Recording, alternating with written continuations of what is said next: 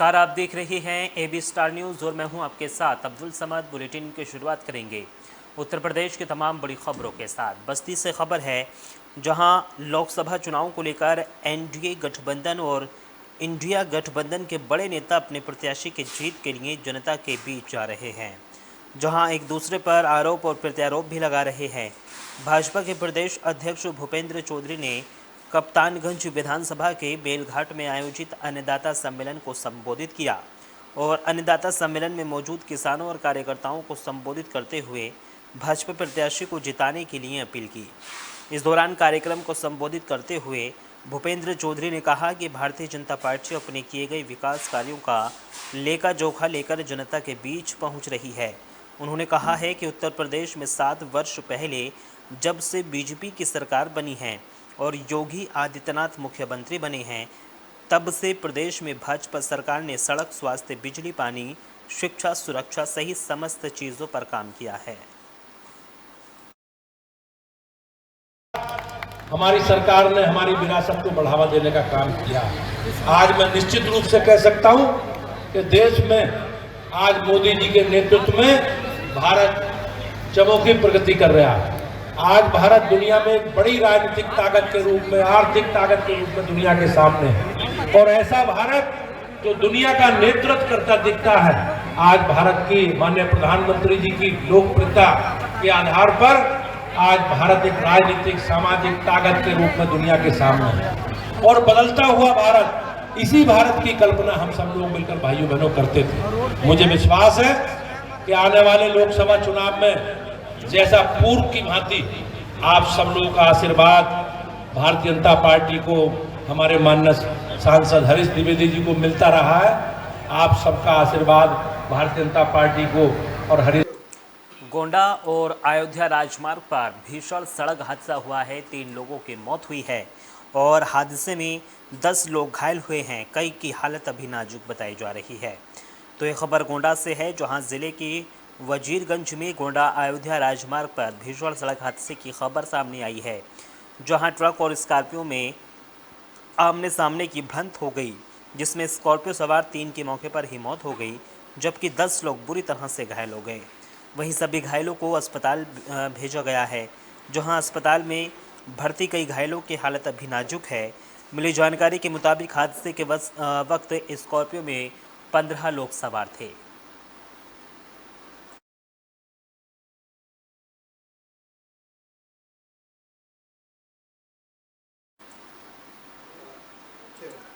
पीलीभीत में एक मकान में अचानक से ब्लास्ट हो गया और इस ब्लास्ट के बाद मौके पर अफरा तफरी मच गई। सूचना पर पहुंची फॉरेंसिक की टीम जांच में जुटी है। एसपी ने घटनास्थल का भी जायजा लिया है। तो पीलीभीत में एक घटना ने सभी को हैरान कर दिया है और पुलिस के लिए भी चुनौती खड़ी कर दी है। दरअसल देर रात बंद पड़े मकान में रहस्यमय ढंग से ब्लास्ट हो गया, जिससे मकान के लिंटर में दरारें पड़ गईं और दीवार ढह गई। ब्लास्ट के बाद लगी आग से सारा घरेलू सामान भी जलकर राख हो गया है। हैरानी की बात ये ना तो सिलेंडर जला और ना ही शॉर्ट सर्किट होने के साक्ष्य मिले हैं। हादसे के बाद पहुंची पुलिस और फॉरेंसिक की टीम छानबीन करने में जुटी हुई है। मामला शहर कोतवाली के मोहल्ला शेर मोहम्मद का है। देखिए, अभी जो प्रारंभिक जांच की गई है, जो ब्लास्ट का पॉइंट है वो जहाँ पर फ्रिज रखा हुआ था उसके पास की जगह है, लेकिन फिर भी फ्रिज मैकेनिक को बुलाया जा रहा है। हमारी जनपद की फॉरेंसिक टीम ने देख लिया है और जो हायर फॉरेंसिक टीम है उसको भी हम लोग बुला रहे हैं। उसके बाद चीज़ें देखी जाएंगी, तब तक घटनास्थल को सील रखा जाएगा और जो भी चीज़ निकल के सामने आएगी, जो इलेक्ट्रिसिटी वायरिंग है उसको भी चेक कराया जाएगा। जो भी चीज़ निकल के सामने आएगी उसके अनुसार कार्रवाई की। देखिए, अभी जो प्रारंभिक जांच की गई है, जो ब्लास्ट का पॉइंट है वो जहाँ पर फ्रिज रखा हुआ था उसके पास की जगह है, लेकिन फिर भी फ्रिज मैकेनिक को बुलाया जा रहा है। हमारी जनपद की फॉरेंसिक टीम ने देख लिया है और जो हायर फॉरेंसिक टीम है उसको भी हम लोग बुला रहे हैं। उसके बाद चीज़ें देखी जाएंगी, तब तक घटनास्थल को सील रखा जाएगा और जो भी चीज़ निकल के सामने आएगी, जो इलेक्ट्रिसिटी वायरिंग है उसको भी चेक कराया जाएगा। जो भी चीज़ निकल के सामने आएगी उसके अनुसार कार्रवाई की। देखिए, खबरों में आगे बढ़ेंगे। कानपुर देहात से खबर है, जहां सपा सुप्रीमो अखिलेश यादव ने एक जनसभा को संबोधित किया है और कार्यकर्ताओं को साधने की कोशिश की गई है। उन्होंने कहा है कि भाजपा का हर झूठा वादा निकला है। देश में इंडी गठबंधन की सरकार बनने जा रही है। तो कानपुर देहात की झीझंक में एक जनसभा को संबोधित करने समाजवादी पार्टी के राष्ट्रीय अध्यक्ष और कन्नौज लोकसभा से सपा प्रत्याशी अखिलेश यादव पहुंचे। जहां उन्होंने बीजेपी पर जमकर निशाना साधा और कहा कि इनका हर वादा झूठा निकला, हर बात झूठी निकली है। उन्होंने कहा था कि किसानों की आय दोगुनी कर देंगे, 10 साल में गरीब किसान के साथ लूट हुई है। बीजेपी वोट पड़ने से पहले ही घबरा गई है और ये चौथे चरण में 20 का चरण है। बीजेपी का पूरा बैलेंस खराब कर दिया और 7वें चरण में आते आते भारतीय जनता पार्टी अपनी हार देख करके, 7वें आसमान में जनता का गुस्सा देख करके ये घबरा जाएगी और सफाया होना निश्चित है।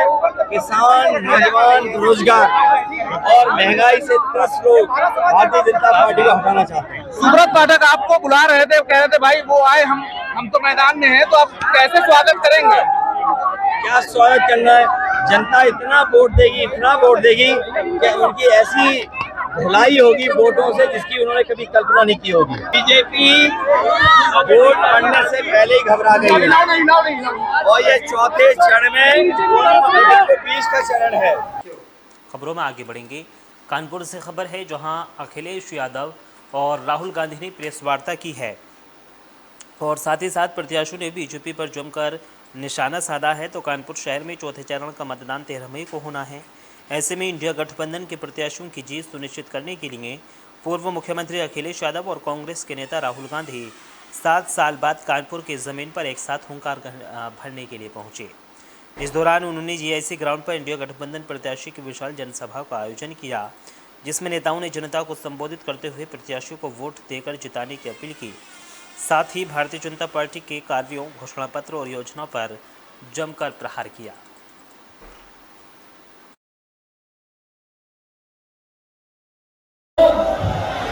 ये 4 साल की अधूरी नौकरी को स्वीकार नहीं कर सकते।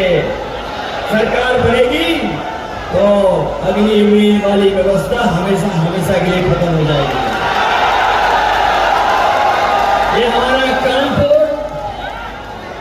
जो इंडस्ट्रियल टाउन रहा, जहां के उद्योगपतियों ने, उद्योग चलाने वालों ने, कारोबार करने वालों ने अपनी मेहनत से, अपनी काबिलियत से एक कानपुर की पहचान बनाई। जो सरकार को मदद करनी चाहिए वो सरकार ने मदद नहीं की, चाहे वो एमएसपी हो, चाहे बड़े उद्योग कारखाने हो, उनके साथ भेदभाव करने का काम भारतीय जनता पार्टी की सरकार में हुआ। अगर आप अभी इनके चेहरे देखोगे तो ये भी मुस्कुरा रहे हैं, क्योंकि इनको भी पता लग रहा है कि जो राहुल गांधी बोल रहा है वो सच है और नरेंद्र मोदी प्रधानमंत्री नहीं बन रहा है। खत्म कहानी। जैसे अंग्रेजी में बोलते हैं goodbye, thank you. Adani को बचाने के लिए, अदानी के धन के लिए, अदानी की जमीन के लिए आपका कानपुर का सिर्फ हाथ नहीं, हाथ और गला काटा है। खबरों में आगे बढ़ेंगे। हमीरपुर से खबर है, जहां बच्चों के मामूली विवाद में लाठी डंडे चल गए हैं और इस दौरान इस हादसे में और मारपीट में कई लोग गंभीर रूप से घायल बताए जा रहे हैं। मारपीट का वीडियो भी सोशल मीडिया पर तेज़ी से वायरल हो रहा है। तो खबर हमीरपुर से है, जहां बच्चों के आपसी विवाद में जमकर लाठी डंडे चले हैं। दबंगों ने बच्चों समेत घर वालों के साथ जमकर मारपीट की है। रोते बिलखते बच्चों के सामने ही दबंग पिता को पीटते रहे। बच्चों को नाली में गिराकर पीटने का वीडियो भी सामने आया है।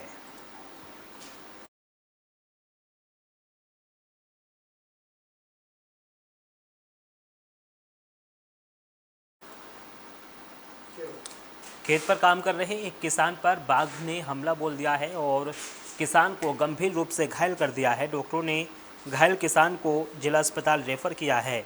तो खबर पीलीभीत से है, जहां जंगल से निकलकर आबादी क्षेत्र में फिर बाघ घुस आया है। खेत पर काम कर रहे किसान पर बाघ ने हमला किया है। बेटे और साथियों के शोर पर बाघ किसान को छोड़कर भाग गया है।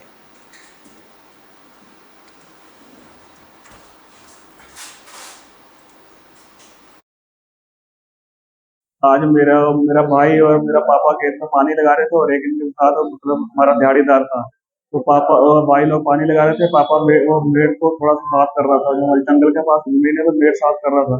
वहीं पे वो चीते थे। खबरों में आगे बढ़ेंगे।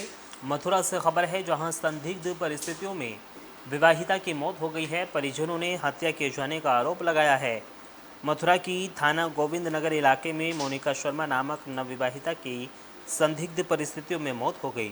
मौत की सूचना पर पहुंचे परिजनों ने ससुरालजनों पर हत्या करने का आरोप लगाया है। वहीं पुलिस मौके पर पहुंच गई है और शव को अपने कब्जे में लेकर पोस्टमार्टम के लिए भेज दिया है। और मेरी लड़की मारते थे, ये कहते थे कि जंजीर चाहिए मुझे, जंजीर चाहिए, और कहते थे कार चाहिए, छोटी लड़की को कार दिए, मुझे कार चाहिए, जो सब कार मांगते थे। और मैं परेशान था, मैं गरीब आदमी में कहाँ से कार देता। मैंने एक मकान बेचा है, ये पड़ोसी है मेरा, मैंने मकान बेचा है, पूछो इनसे। मारा गया है उसको, मौत क्या साफ साफ दिख रहा है, बॉडी में देख लो, फोटोज दिखा दूंगा मैं आपको। भाई उसका गला दबाया है, मारा है बहुत बुरी तरीके से, बॉडी पे निशान है, हाथों पे निशान है, नीले साए पड़ रहे हैं। सुनने में कमर पे भी काफी, जब से शादी हुई थी झगड़ा चल रहा था, 8 दिन पहले ही यहाँ वापस आई है। हाँ, झगड़ा चल रहा था, तो ऐसा था, झगड़ा चल रहा था, वो घर गई थी, घर जाने के बाद लेने भी आए, लेने आने के बाद भाई घर पे भी उसने बताया कि भाई सास ससुर जो भी हैं, उसका हस्बैंड पहले तो मारता था, दूसरी बात तो उसकी सास है, ससुर हैं, तायने मारते थे कि छोटी वाली की शादी में गाड़ी दी है और गाड़ी हमने नहीं दी है, उन्होंने खुद ली है, और दूसरी चीज़ जंजीर दी है, सब कुछ दिया है दहेज का बोल के, भाई उसको मार दिया। और मेरी लड़की मारते थे, ये कहते थे कि जंजीर चाहिए मुझे, जंजीर चाहिए, और कहते थे कार चाहिए, छोटी। और फिलहाल इस बुलेटिन में सिर्फ इतना ही। देश और दुनिया की तमाम बड़ी खबरों के लिए बने रहिए AB स्टार न्यूज़ के साथ। नमस्कार।